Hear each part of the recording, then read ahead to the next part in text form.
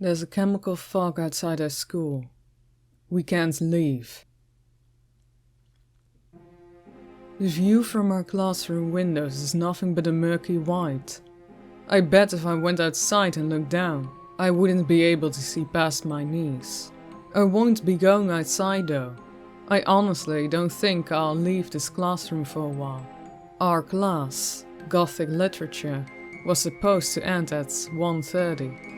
I remember just staring at the clock, watching the seconds tick by, feeling Mr. Sampson's voice drone through my body, the monotone sound killing me into a haze of sleepy existence. I didn't get much sleep last night, and it certainly shows. The classroom was lit sullenly by the fluorescent bulbs flickering on the ceiling. Sampson having closed the blinds to avoid distraction glances about 15 minutes in. I wonder now if he would have noticed the building fog outside if the blinds had been open. Maybe we would have clamoured together by the window, whispering excitement to each other. Anything that wasn't hearing for the 10th time that week. How revolutionary Mary Shelley was for that time. Or hearing Susan beg him to cover Camilla. Just for half a lesson, Mrs. Sampson. It isn't unusual for a mass of high school schoolers to grow distracted and excited at a little chance. I mean, who can blame us? With the constant repetition. Regardless, I've gone too far off topic. I was about 10 minutes before the bell was supposed to buzz, signifying the 7-minute long break from our daily torture. The intercom system crackled to life. We will now be having a lockdown drill. We request everyone to stay calm and follow the instructions of the current teacher. If you are outside of your classroom, we ask you to please make your way back in a timely manner. Thank you. We heard the collective groans of students who didn't want to crawl under the desk in the dark. Really, the only thing worse in this lecture is the single sound of your deskmates breathing, penetrating a heavy cover of silence. Nevertheless, we're used to lockdown drills by now. The class shuffled slowly, desks cracking as students stood and crouched. Susan shoved herself under the teacher's desk, whilst Jamie and Audrey stood shoulder to shoulder in a tiny alcove just behind the doorway. We all waited with frustrated bated breaths, knowing that in just a few seconds we'd hear someone try the doorknob, apparently to scare us. It never works. And then the intercom system announced the drill was over. But those sounds didn't come. Instead, all there was silence. The reintroduction of the sound started with a couple in the back corner, whispering and giggling to each other. Students, growing more impatient, began talking to each other. It took 10 minutes before Mr. Sampson himself moved to his desk, shooing Susan out in the process, in an attempt to get some work done. 10 more minutes passed. He grew frustrated and motioned us back to our seats. That was when someone peeked outside. I'm not sure what they were looking for. Maybe to see if it was a different sort of drill, or if maybe it wasn't a drill at all. It didn't take long for everyone else to be made aware of the oddity that was the outside world. Hey, guys, I can't see outside. It's like hella foggy. I think her name was Ashley. I worked on a lab project with her once. Shit, she's right. A guy chimed in from across the room. Jesus, that's some massive blockage. Imagine driving in that. It can't be foggy, it's not even humid out. Plus, it's already lunchtime, it's way too late for fog. Susan snorted. You know, like a smartass. Well, it's clearly something. Do you think it's fucking with the cell phone towers? I don't have any reception. Ashley spoke again. Guys, come on, no phones in class. We just touched on this the day before yesterday. Despite Samson's protest, there was a quiet murmur of agreement. People who'd either checked their phones prior and noticed the same thing, or those who were checking them now and, well, noticing the same thing. Weather does screwy things, guys, who knows? I finally interjected my own opinion, shrugging my shoulders. A few more murmurs, slowly growing louder in volume as friends and deskmates began talking to each other to elevate the boredom. 5 minutes later, whatever the weather is doing to our phones clearly has done something else. Our electric went out. We could still connect to the Wi-Fi. Obviously I'm writing this, aren't I? But nothing else. Lights burned out. The projector wouldn't turn on. Even the hum of the air conditioner, that we hardly noticed anymore, just went silent. It was around 2 when we heard the first scream. It was horrible and blood-gurgling, and it came from outside. We could hear it reverberate from a glass window, cold to the touch. As I found out later, the first of many screams to come. Some kid had decided to go outside. We didn't know that yet, though. Mr. Sampson had clearly had enough. I'm going to check on Mrs. Young next door. Stay put. Lock the door behind me. I'll be back shortly. Standing from his desk, he took brisk steps to the classroom door, exiting the confidence only to an authority figure has. We followed his instructions, for a while at least. Minutes ticking by. Finally, around 2:30, we decided to just leave. What were we going to do? We'd been left with no guidance. Just a bunch of kids who totally didn't know better, right? It was cold outside as I passed through the threshold. You know, when you enter Walmart at midnight, and everything is just weird.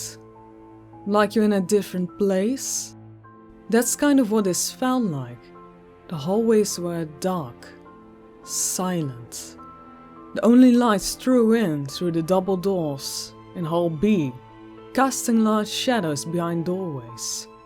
The fog pressed against the door, almost ominously. I'm leaving, the guy from earlier shrugged, heading towards the doorway. What if they turn their alarms on? The doors will sound, especially if they're in lockdown, Ashley pointed out. Power's out. I doubt they are, he called from behind him. I only looked over him when I heard the doors open. Immediately, he began screaming. He jerked away from the door as he'd been burnt. The air smelled like chlorine and bleach. Maybe a bit of formaldehyde that the zoology class uses during the exams. The door swung shut the second he let go, the fog quickly dissipating. Audrey rushed over to him, trying to help. What's the matter, Josh? She set her hand on his shoulder before jerking her own hand back, letting out a sharp exhale, as if being burnt, because she had. She seemed to notice the situation almost instantly, shrinking back from the cowering boy in front of her, now letting out a raspy and crackling moans of pain. It reminded me of someone with pneumonia, the sound of it. Burning. The skin was burning, bright red with blistering, and so was the palm of Audrey's hands. It's a chemical burn. What touched them? There's a shower in the science lab. We should go there. How did this happen? 30 voices all at once. We split up in the end. 5 of them headed to 2B, the lab with the supposed shower. The rest of us headed into the classroom. Half of us eerily quiet, the other chattering in confusion and alarm. And here we are, folks, a couple hours later, in a classroom surrounded by white, a fog of chemicals. We should find someone who knows what's going on. We can't just sit here, can we? And yet, that's exactly what we're doing. I'm posting this. You guys seem to know your way out of some less than ideal situations. I'm at loss. I'm scared. We have a lot of good news, and a lot of bad news. Everything is jumbled in my head right now, and my hands won't even stop shaking, so please bear with me. Some minor bad news first. I can't smell. Ever since I could smell the gas, I just can't anymore. Everything burned for a while, and then it just stopped. My nose is consistently congested, and even when it's not, there's just nothing. I'm incredibly frustrated by this. It doesn't help that it feels hard to breathe. Like a big weight is sitting on my chest. I don't know if that's just my grief getting the best of me, or an omen, or something worse and unseen. Also, we aren't going to piss on things. I'm sorry. I know that's probably the smart option, but we've collectively decided that dignity still holds firm. As much as it can right now, anyways. The good news, a lot of us followed some of your advice. While we don't have advanced science materials, funding, what's funding? We did have trash bags and duct tape. We sealed off 2 classrooms and used coats and emergency blankets to make beddings for us last night. And I was right. It was a long night. Ashley eventually cried herself to sleep. I think around 1 AM. It was late. The classroom was so dark. It's hard to explain. You spend so much time around light pollution or under a blanket of stars and moonlight. That is really fucking jarring you when you can't make out anything at all. There's nothing for your eyes to adjust to. Just pitch blackness. I'm sorry. It really shook me up, guys. This morning, the first thing we did was head up to the roof. I was one of the stupid people that decided to. Once we got up there, we noticed that the fog reaches the top of the 2nd story. It just barely brushes the edge of the roof. It's also massive. I can see the end of it. And that's saying something considering I can see the town. That, admittingly, worried a few of us a lot. What about our parents, our siblings? A few people had family out in town. I wasn't one of them. My calls ring through, but no one ever answers. I cried. A lot. I have no idea if they're okay or not. There are miles and miles of fog. We stranded in a risky boat on monstrously huge ocean. I don't think anyone would help us, even if someone who could was in town. How would anyone have the guts to get us? Somewhere along the line, everyone filtered off the roof and back into the school, and I was left alone, staring off into the sea of grey and white. After a very long time of just sitting and staring out into the mist, I slowly rose, making my way back downstairs. Ashley was crying again. I could hear her, faintly. Her sobs bouncing off the school walls. I rapped gently on the lab door. Ashley was there, holding her wrapped hand. I'm heading to the cafeteria. Do you want to come with me? It felt like the one nicety we could afford right now. Trying to include people. Sure. Not like I'm any use here. She lowered herself from the lab table she had been sitting on, following me out of the classroom. As we passed over the doorway, I tried not to look at the sheet covering Josh. Brown with dried blood had seeped from his burns. I wondered if it smelled like rot. Our footsteps were our only companion for a while. Our tennis shoes squeaking against the waxed floor. How's your hand? I tentatively asked. I mean, it doesn't hurt anymore. I can't feel much of anything in it. I'm being completely honest. That didn't seem good. I read something once about once a burn gets bad enough, you couldn't feel it anymore. Once it ate through your skin and down through your very nerve endings. Have you heard from your family? No, the entire town is like this. We could see it from the roof. Her polite smile dropped at this. Have you? A few of my cousins, they live out in Ohio.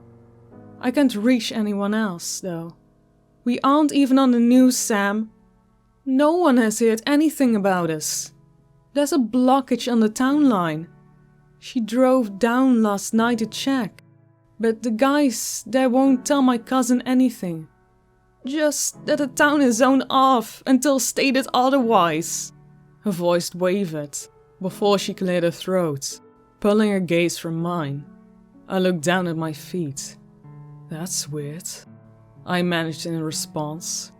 I felt a lump in my throat as emotion threatened to overwhelm me, too. I didn't want to be like Ashley, crying over something I had no control over. Helpless. That's exactly what we are. Even weirder. We haven't seen any of our classmates. Where are they? Where is Mr. Sampson? And that shit the fog did to Josh and I? What if someone opens the main doors? I don't know, I admitted shakily. It was when we reached the hallway in front of the cafeteria that I heard her gag audibly, covering her face with her hands. What's wrong? A field of corpses. We could see them from the window on the doors before we could open the cafeteria doors. Dried blood coated the floor in front of the dead eyes and slack jaws. Jesus, I managed. The smell. Audrey's wretches. I suppose I got my answer. It smelled like rot. I could taste it, just faintly, in the air I breathed. Oh my God! Oh my God! She breathed heavily again. Doubled over, clutched at her stomach with a bad hand. I set her hand on her shoulder. It likely wasn't safe to be near there. Come on. I pulled her down the hallway. There goes perishable foods. We could probably look at the vending machines though. They're all dead! Sam! What happened? The dead can't speak. It was verbal equivalent of a shrug. Someone must have left the window open. I don't know. Lunch C would have been occurring around the time the lockdown went into place. I shook my head. We need to tell the others. I tucked her gently after me. I felt numb. Trapped. I wonder if I screamed off the roof. Just yelled at the top of my lungs. If there was anyone left to hear me at all. Samantha? Audrey? Standing there, when we rounded the corner, was Miss Young. Audrey sniffled herself, running forward to hug her in an instinct. Dear, what happened to your hand? The woman rested a hand on her back, looking up to me. I tried to help Josh. Her voice was muffled. I tried so hard. The cafeteria is dangerous, I whispered, pure aesthetic relief rushing through my veins. I figured. Come on, mine and a few other classmates are holding up in the auditorium. The teachers are trying to collect strugglers right now. Anyone we can find. It isn't safe to be roaming around right now. She gently pulled Audrey off her, coaching us both down the winding halls and labeled doors. At last 100 kids were in the auditorium. I recognized a few, and so did Audrey. A few yells of joy were heard, and a few kids were crying. Emotions were, overall, mixed. I suppose we found out where the others went, though. It wasn't until dark that everyone, as many as we could find anyways, finished slowly filtering their way through the auditorium doors. The only light that accompanied us was the occasional phone screen. Miss Young was a force of life in the dark curtain that enclosed us all. Quiet, everyone! She shouted, holding up her hand. It took a few tries before the hush fell over the room. Even through the darkness, you could tell her expression was solemn. Miss Whittaker, Miss Waldo and myself are the only teachers we found so far. It would appear, and I'm sure many of yourselves have already discovered to be the case, that we are unable to leave the school. You'll find that any efforts will result in bodily harm. The air outside is incredibly dangerous. We ask that you all refrain from opening any outside doors, along with going down the luggage hallway, math hallway, or cafeteria hallway. Each of these areas that have open windows, while you can see the fog in some, in others, is not readily visible. A pause. She peered out at all of us. We have yet to get in contact with anyone in town, but we are working on contacting the proper officials. We ask that you all stay calm in the meanwhile. Food will be supplied to you as often as we possibly can, along with water. But please avoid running taps from the time being, as that water could be contaminated. We are doing our best, and promise we all get you home safe and sound as soon as possible. With that, she walked off convene with the other teachers. Students clamored, a wave of pure chaos and sound erupting through the room. My parents! My friends were at lunch! Are they okay? Does anyone have a charger? I'm starved! I hate this! My sister is home alone! Can't we just leave? It was a while before things settled down, and I figured I would update all of you. Clearly, some sort of officials know what is going on, because the town is warded off. I don't know how the teachers intend to contact people in town, but I do believe they're trying their best. The worry on Miss Whittaker's face told that. I think one or two of them are parents themselves. Audrey, along with a few other students who got exposed, are getting looked at right now. Mr. Waldo teaches chemistry, so I'm hoping he can help her. This can't last for long, right? I mean, the cloud has to dissipate eventually. Doesn't it? Doesn't it? I haven't heard any animals since everything started. Usually you can hear birds from the classroom on a good day, with how thin the walls are. But I can't even hear them from the roof. And trust me, I tried. I went up there last night to get some sort of air away from the mugginess of the 100 sweaty teenagers. But the silence was even worse. God, I have a cat at home. I keep thinking about her. I hope she's okay. I don't remember anyone leaving windows open when I left the school. It's been a couple of days, so my memory is questionable at best. This morning, 10 of us woke up sick, myself included. Fever, nausea, congestion. I overheard Miss Whittaker talking to Miss Young. She thinks a few of us have pneumonia. As soon as they found out who was sick, a mass effort was made to tape off any vents and doorways to the outside. A sort of makeshift quarantine, school-wide. I heard they managed to reclaim the cafeteria somehow, but I honestly don't want to go there.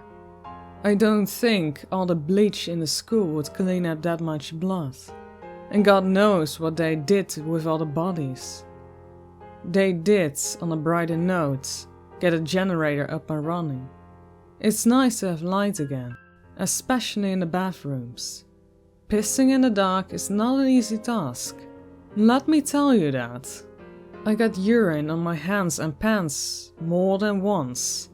Never more had I wished I had a dick, but I think even if I did, it would have still been a hassle. We only have about a week worth of gas, so we shut it off during the daylight to conserve it. Audrey won't talk to me about her hands. I've tried asking her what Mr. Waldo told her, but she won't budge. She just stares off into the distance and gives a small shrug of her shoulders. Whatever it was, I can't imagine it was good news. I would have given her a hug, but it was advised we avoid physical contact with those ill for the time being, which unfortunately once again includes me. I can't count the number of times I've dry heaved on my own snot. I woke up around 3 in the morning, gagging and coughing. I was hesitant to fall back asleep. There isn't enough room to sleep on our side in the auditorium, and aspirating is a very real fear of mine. I doubt it's realistic, but it's a fear nonetheless. I'm burning up at 102 last we checked, which is just perfect. A few of the students are rambling about the fog and this being related, but there was a pretty bad bout of the flu going around my town before we got locked up in here. I have no doubts that some kid's asshole parents made them come to school, and they managed to infect us all. Ashley finally stopped crying. I think she realized it won't do her any good, and was actually doing the exact opposite. I noticed a lot of the students avoiding her last night. Emotions can be caught just as easily as a virus. I think most of us have shut down to avoid that at this point. No one wants to be exposed and vulnerable at this point in time. That being said, there are a couple of students who aren't keeping to themselves. Bring water to those of us who are sick, blankets to those shivering, and at one point a couple of kids got some instruments out in the bandroom and played a couple of songs. It was actually really nice. It makes you forget, at least for a bit, the severity of the situation we're in. The ones helping and trying to do more than survive something that a lot of us aren't attempting at this point in time. The situation has reached a pinnacle of severity, though. We only have enough food for a couple of weeks. A few of us are diabetic, or have chronicle of mental illness, medication for which we don't keep at the school. I haven't had Albine in 3 days. The nightmares for me are horrific.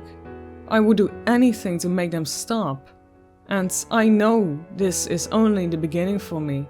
I can't imagine what withdrawals some of us are going through, especially the drug dealers. I've seen a couple piece down the hallways when they thought no one was looking, or slither off into an empty room. We've had a couple of kids have complete breakdowns, be them sobbing or fits of anger. We had a panic attack of 2 last night. On top of those funky issues, 2 of the kids had a fucking fist fight in the hallway. I hear them shouting. It kept me up. At some point the teachers broke it up. But it's clear tensions are building fast. Too many hormonal kids stuffed in a room together without medication. I want to feel bad for my classmates, I really do. I just find myself stuck on the most mundane things possible. I guess I'm avoiding the situation, in a way.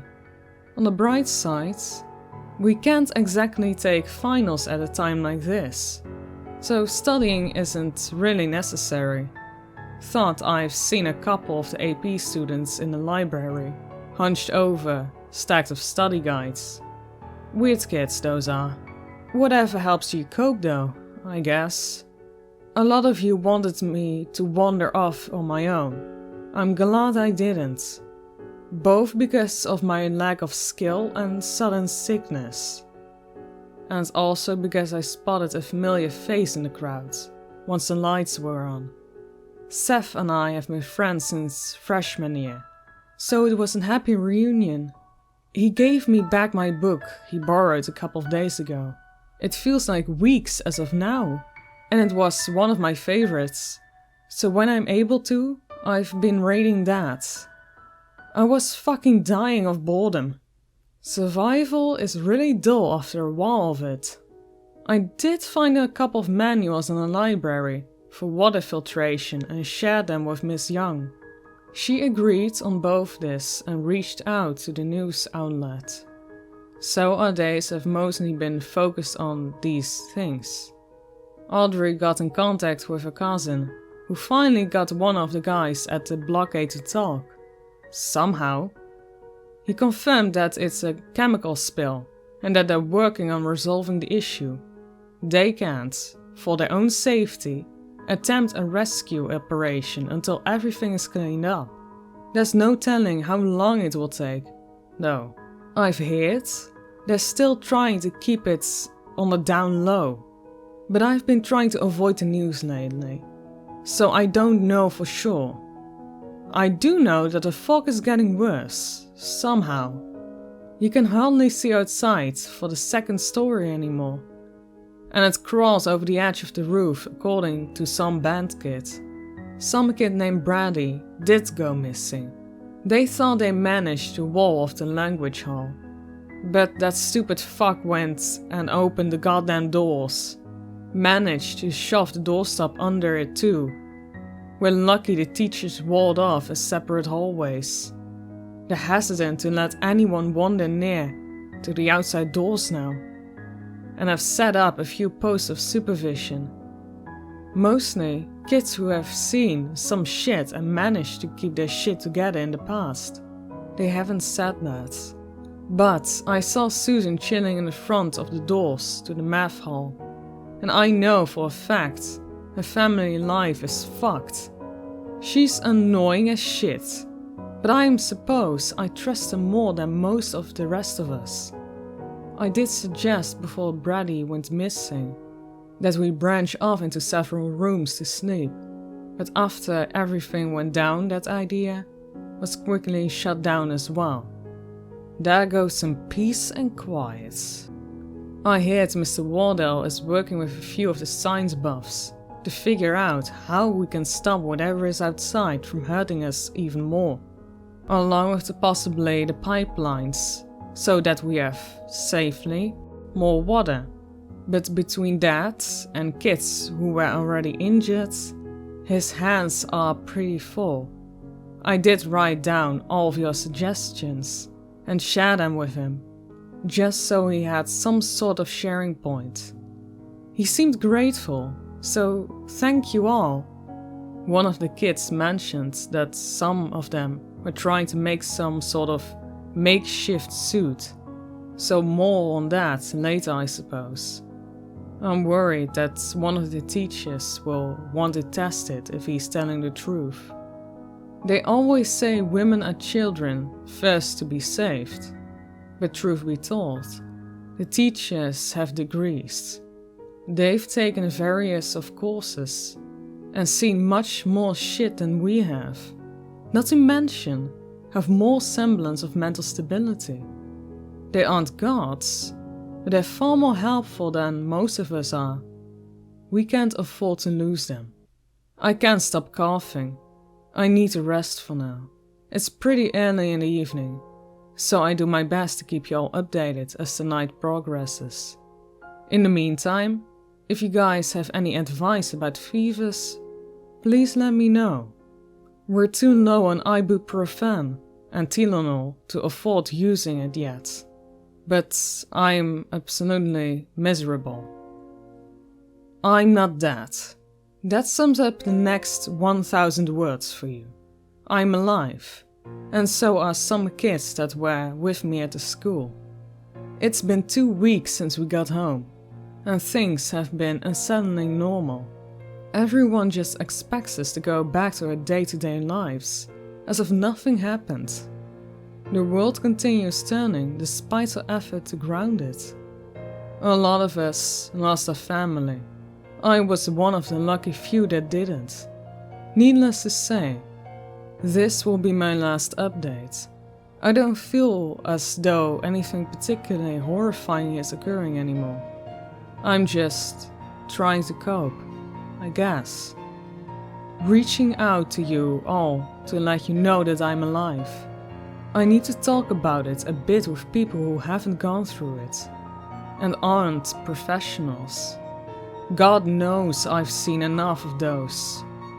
The government got involved, and it wasn't until several psychologists got involved that we, the students, were even allowed to talk to our families about everything that happened. Non-disclosure agreements and whatnot. They still want to keep everything hush-hush, and understandably so. It turns out, a lot of you were right. They sat me down in the psychologist's office.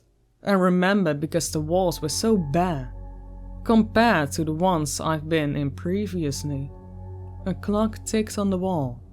A few times drink and slide the shelves were abstract. I fucking hate abstract art. I like to make sense of shit, not the exact opposite. Regardless, the man sat me down. He stared across at me from his own chair, glasses framed eyes as half slits, as he continuously explained to me exactly what happened. A chemical plant malfunctioned. They believed it overheated. He explained to me, in a voice sickly smooth. It felt like honey was being forced down my throat. Why didn't you come to get us sooner? We waited for a week in that hellhole. And that time a lot of people died. They didn't want to risk anyone else. They didn't think anyone survived. He explained. There wasn't a point in sending a rescue team for dead bodies. They could recover once the fog cleared. No man's words there. I felt like I was floating, disconnected from my own body. I guess somewhere along the line I just shut down. About a week was spent just existing, pacing nervously, eating only when hunger pains crept their way into my bones, sleeping only when I would fade into unconsciousness as I walked. But you guys don't want to hear all about that. You want to hear about what happened at the school. The flu caused fevers, horrible ones. Students already going through withdrawals snapped. One attempted to flood the theater room by opening the main doors, but the teachers were able to stop him.